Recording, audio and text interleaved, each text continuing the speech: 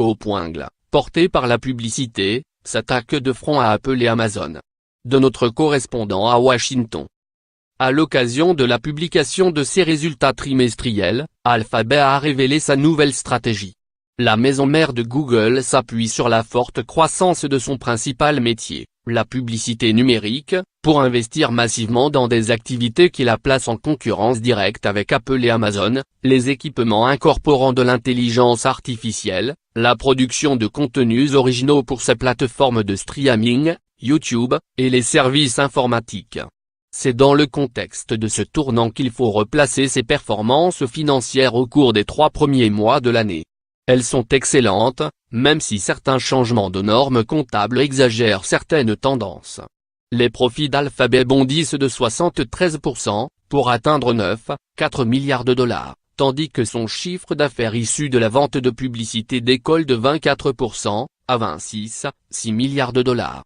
La nouvelle méthode comptable d'Alphabet permet aussi de révéler que 2,4 milliards de dollars des profits de l'entreprise sont générés par les plus-values de ses participations dans des jeunes pousses comme eBay et Airbnb. Ceci posé, on comprend que désormais Alphabet choisit de sacrifier ses marges pour investir dans des activités qui ne produiront de résultats qu'à moyen et long terme.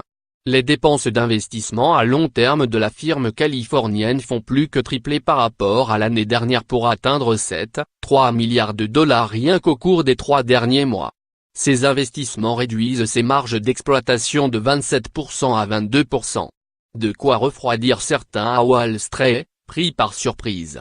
Ruth Pora, directrice financière du groupe, cite quelques exemples des investissements massifs d'Alphabet: 3 nouveaux câbles sous-marins, des centres de traitement de données, des équipements de réseau.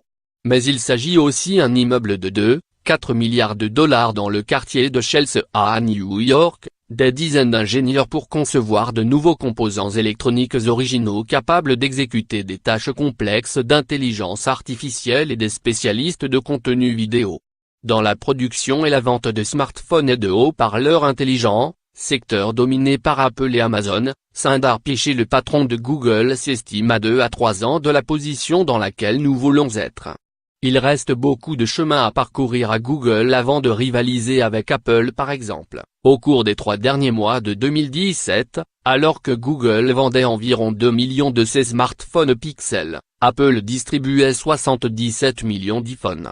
Même chose sur le front de la concurrence avec Amazon. On estime à 2,5 milliards de dollars les ventes de services de Google dans le clou cette année. C'est 2 fois moins que les ventes équivalentes d'Amazon en un seul trimestre. Par ailleurs, les dirigeants d'Alphabet ont cherché à rassurer leurs actionnaires sur leur préparation aux nouvelles normes européennes en matière de protection des données personnelles des internautes. Google y travaille depuis 18 mois. Lire aussi, les Français font plus de recherches Google sur mobile que sur ordinateur. Nous avons changé nos pratiques pour nous adapter.